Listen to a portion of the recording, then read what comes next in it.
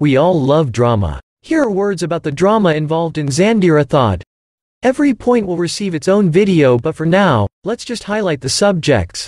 Point number 1. Word of mouth has it that in 2,000 years from now, the dead humans of this world will meet in Zandirithaad to receive their reward as their multiple versions of God has decided.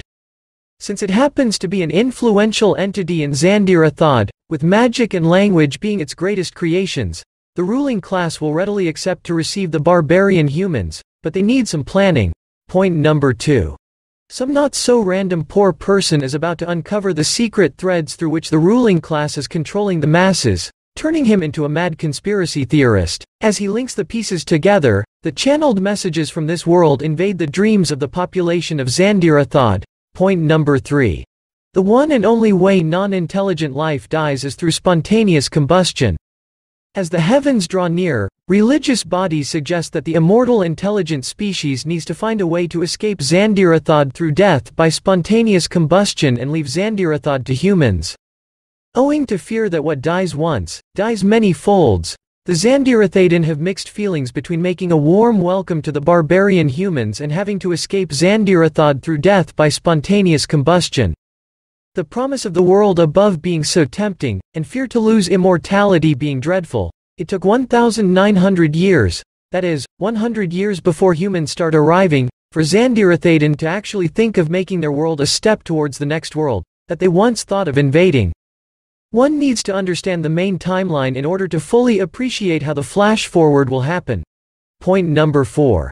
The many inventors dead and turned into statues by the ruling class, for having threatened to destroy the influence of magical abilities into Zandirithaad, are now starting to become dream prophets, and are fighting the illusion amongst skilled magicians, trying to turn them into zealots. Point number 5. As the meeting point between Zandirithaadin and humans is approaching, intelligence seems to have seeped into the bodies of beasts and plants. Is it a promise of a solution for finding vessels for humans? Let's talk now about the scene, or setting's blueprint. A word about the laws of Zandirithaad. Number 1. There is magic. The magic in Zandirithaad is meant to push the reader to ask whether the same magic exists in this world or not. The reader experience pushes one to constantly jump between believing in it and feeling frustrated about not being able to perform it. Number 2. The magic comes from linking things together and creating relationships between word concepts, based on the properties of the objects that they represent. The magician in Zandirithaad is like an electric engineer creating circuits of information and triggering switches and buttons to push the flow of energy into action to perform a feat. Number 3. The magic can be performed only by those who don't know its secrets. Being in the know makes it quasi-impossible to do magic, because as you know its secrets, you don't wonder about it. Magic is fueled by the sense of wonder. When you know too much in Zandirithaad, you can't do much. Number 4. Those who know the secrets of magic are illusionists, creating tricks that those who are not in the know will in turn turn them into magical abilities. As you roll your life into Zandirithaad, you will notice that those who create new spells are very rich. You'd like to become like them. That is what gets you into learning magic and what makes you able to turn their illusions into real spells. Number 5. Immortality is a thing. Death is out of the question for the Zandirithaadin. They don't think they deserve it because they are intelligent. They happen to believe that they will never die because it's been thousands of years since they appeared and no one left their plane of existence. Other lesser intelligent species die though, through spontaneous combustion.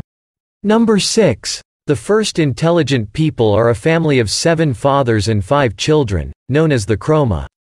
The 7 fathers were born from trees morphing into humanoids through the trunk of the trees. They got 5 children. Number 7. The chroma developed the magic system based on their intimate relationship with the god of this world, that they call in their language, the it. The cosmology of Zandirithaad is really interesting and deserves a video of its own. Number 8. The magic system is heavily linked to the good knowledge of the Dil language of the id. An episode series entirely dedicated to the language will be featured soon as I develop the Dil. Number 9. The Dil language doesn't have fricatives. Those who are discovered to have magical powers will suddenly start using them in their speech. Intel gatherers, or spies, Make sure through social norms that any person using fricatives is reported to the authorities of Zandirithaad, so that they may be supervised and controlled properly. Number 10. The magician apprentices are protected by the government but they don't actually know it. Since the magicians turn illusions into spells, they are vital to the society and its beliefs, they then deserve the protection of the ruling class.